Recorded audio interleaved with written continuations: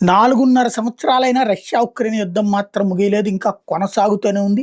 ఎవడి చేతిలో ఆయుధాలు ఉన్నప్పుడు వాళ్ళెళ్ళి పక్కనోళ్ళ మీద దాడులు చేస్తున్నారు. ఆయుధాలు అయిపోయినప్పుడు సైలెంట్‌గా ఉంటున్నారు.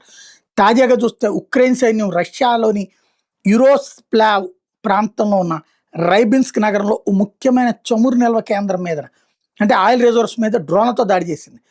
రష్యా ప్రభుత్వానికి సంబంధించిన ఫెడరల్ స్టేట్ రిజర్వ్ ఏజెన్సీకి చెందిన టెంప్ అనే ప్లేస్‌లో ఉంది ఇది.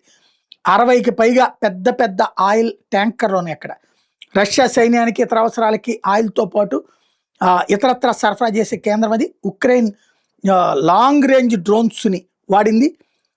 పర్టికులర్గా టార్గెటెడ్గా కొట్టింది. అక్కడ వాటి ఇంటర్సెప్ట్ చేసామని రష్యా ప్రకటించింది. బట్ కొన్ని నల్లటి పొగలు వ్యాపించడంతో కొన్నిటికి అంటుకుని ఉన్నాయి అన్నటువంటిది అనుమానిస్తున్నారు.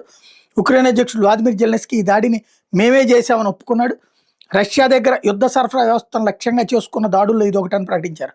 ఈ దాడి వల్ల రష్యా ఇంధన నిల్వల్ని దెబ్బతీసాం, సైనిక లాజిస్టిక్స్ని దెబ్బతీసామని ప్రకటించాడు.